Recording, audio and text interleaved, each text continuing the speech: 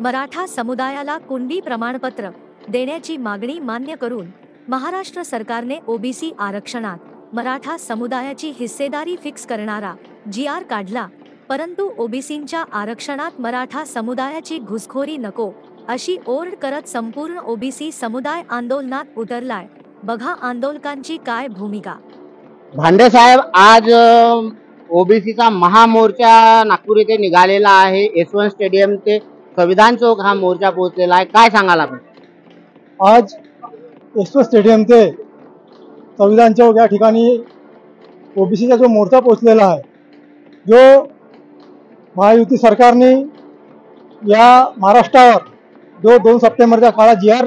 काढलेला आहे तो त्यांनी रद्द करावा आणि जो ओबीसीचे आरक्षण आहे ते ओबीसी आरक्षण त्यांना देण्यात यावं, यासाठी हा मोठा मोर्चा लाखोच्या संख्येने ठिकाणी आज प्रमुख नेते मंडळीच्या उपस्थितीमध्ये या ठिकाणी काढलेला आहे।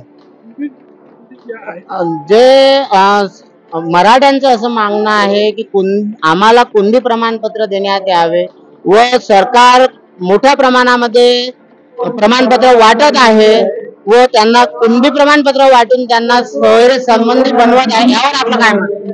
माझं यावर मत आहे की जेव्हा ओबीसीची कास्ट सर्टिफिकेट आपण तयार करतो त्यावेळेस आपल्याला 1-1.5 वर्ष लागते। आजची परिस्थिती अशी आहे की 1 महिन्यामध्ये 15 दिवसामध्ये त्यांना ओबीसीचं प्रमाणपत्र मराठ्यांना दिलं जाते। ऍक्च्युली मराठा आणि ओबीसी हा वेगवेगळा असून आज ओबीसीवर जो अन्याय झालेला आहे, आज निवडणुकीमध्ये जिल्हा परिषदची निवडणूक राहो, महानगरपालिकेची निवडणूक राहो किंवा कोणत्याही नोकरीमध्ये जे ओरिजिनल जे ओबीसी आहे, ओरिजिनल कुणबी आहे, त्याला आरक्षण मिळत नाही। आणि आज एक जरांगे पाटलाच्या म्हणण्यानुसार हे सरकार त्यांना मराठ्यांना ओबीसी मध्ये टाकून आरक्षण देऊन ओबीसीच्या या ठिकाणी खूप मोठ्या प्रमाणामध्ये ओबीसी समाजाचा घात होत आहे, कुणबी समाजाचा घात होत आहे। या ठिकाणी ओबीसी समाजाचे राष्ट्रीय अध्यक्ष म्हणून घेणारे डॉक्टर बबनरावजी तायवाडे यांनी सरकारकडे 12 मागण्या मागितल्या आणि त्या पूर्ण केल्या असं त्यांचं म्हणणं आहे, यावर आपलं काय म्हणणं? आमचं म्हणणं एक आहे, मागच्या वेळेस बबनरावजी तायवाडे यांच्या नेतृत्वात याच ठिकाणी भव्य मोठा मोर्चा काढलेला होता, परंतु आजच्या परिस्थितीमध्ये बबनरावजी तायवाडे हे अदृश्य झालेले आहे। मला असं वाटतंय की ते महायुती सरकारच्या याच्यामध्ये गेले की काय किंवा काही त्याच्यामध्ये त्यांनी जे ओबीसी समाजचे लोक त्यांच्या नेतृत्वामध्ये मागच्या वेळेस आलेले आज ते दिसत नाही। तर मला कुठेतरी वाटते की बबनरावजी तायवाडे याच्यामध्ये महायुती सरकारमध्ये कुठेतरी मिळलेले आहे आणि आज ज्या पद्धतीने बबनरावजी तायवाडे सोबत ओबीसी सकल समाज त्या ठिकाणी उपस्थित होता, आज ओबीसी समाजातून जे 12 मागण्या होत्या पूर्ण केलेल्या आहे असं ते बबनरावजी तायवाडे म्हणतात, परंतु ही परिस्थिती नाही आहे, कारण की बबनरावजी तायवाडे हे मराठ्यासोबत मिळलेले आहे असं मला वाटतं।